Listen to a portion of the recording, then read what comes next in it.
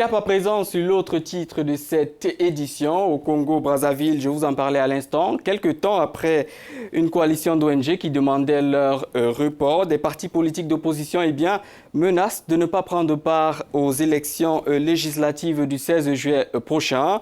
Aussi bien Claudine Mounari que Mathias Dzon, deux responsables de ces plateformes politiques, exigent la libération des prisonniers politiques en détention, des réformes électorales devant conduire à la transparence et la fin des violences dans la région du Poul. Selon la présidente de la plateforme d'opposition, FROCAD, Claudine Mounari, l'état d'urgence dans la région du Poul vise à dissimuler une crise humanitaire et sanitaire qui a fait des milliers de morts et des milliers de déplacés. Elle a également appelé à un dialogue politique sur la question avec une médiation internationale. Et en ce qui concerne la libération des chefs d'opposition détenus, la plateforme de l'opposition faisait allusion notamment au chef de l'opposition, à la chef de l'opposition Pauline Makaya, qui a été condamnée à 2 ans de prison en juillet dernier pour 4 chefs d'accusation, y compris l'incitation à troubler l'ordre public au cours d'une manifestation en octobre 2015 pour protester contre un 3e mandat du président Denis Sassou Nguesso. Jean-Marie Michel Mokoko fait lui aussi partie des leaders de l'opposition en détention. Il est arrivé en 3e place lors de l'élection en 2016. Il est également en procès pour possession illégale d'armes. Les partis de l'opposition dans le pays ainsi que des puissances étrangères ont critiqué le scrutin de mars 2016 qui a vu la reconduction de Denis Sassou Nguesso à la présidence du pays. Nous sommes en ligne avec Jean Ntadi, président du Congrès africain pour le progrès, afin de parler de la menace du boycott des prochaines législatives formulées par la coalition d'opposition. Bonjour monsieur et bienvenue sur le Morning Call.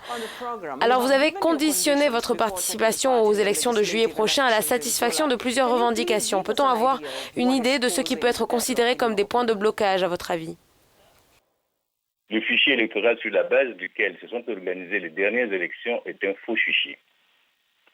Depuis lors, la classe politique congolaise, y compris le Parti congolais du travail, ont demandé qu'il y ait une refonte du fichier électoral, qu'on reprenne le recensement, qu'il y ait une commission électorale indépendante, qu'il y ait un meilleur découpage électoral et une loi électorale conforme aux standards démocratiques. Rien de tel n'a été fait, malgré les dialogues de Evo, de Dolisie, de Brazzaville, de Sibiti et même récemment de Ouesso. Ce qui a été acquis depuis, je ne prends que 2009 par exemple, le recensement administratif qui devrait être imminent en 2009, la biométrie qui devrait se faire de manière imminente en 2009, sont reportés aujourd'hui à après 2018. Parce que le pouvoir n'a pas besoin des vrais recensements, n'a pas besoin en réalité de vraies élections justes, libres et transparentes. Dans ces conditions, avec cette gouvernance électorale mafieuse, aller aux élections, c'est accompagner un système qui ne peut féconder que du conflit et de la violence. Parce que si la dévolution du pouvoir ne provient pas des urnes, la seule solution qui reste, c'est le recours à la violence. Et nous n'en voulons plus. Le Congo a perdu tellement de gens. Vous connaissez les chiffres. Nous ne voulons pas qu'il y ait d'autres milliers de morts comme il y en a eu dans la période 97-2000 ou comme il y en a encore aujourd'hui, puisque vous savez que la région du Poul est à feu et à sang. Jean Ntadi, cette politique de la chaise vide ne vous empêchera-t-elle pas de faire entendre votre voix au Parlement ou dans des assemblées locales? Ne craignez-vous pas de manquer de place dans ces tribunes? C'est une question qui nous a souvent été posée.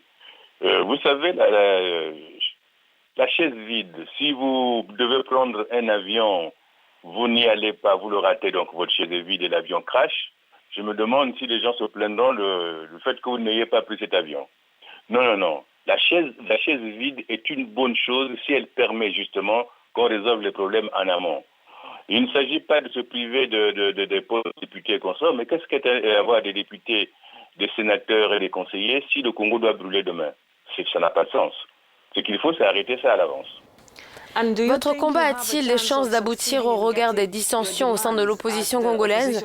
Certaines formations de l'opposition ne cachent pas leur volonté de participer aux élections à venir.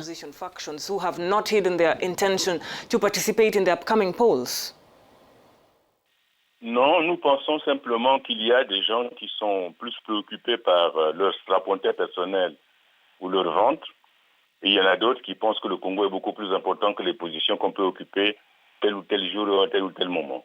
C'est pour ça que si ça donne l'impression d'être une division, mais en réalité, ça permet aussi de discerner qui veut accompagner le pouvoir dans la mise en place d'un système autoritaire, non démocratique, et ceux qui veulent qu'il y ait la démocratie. C'est une ligne de partage qui va s'instaurer.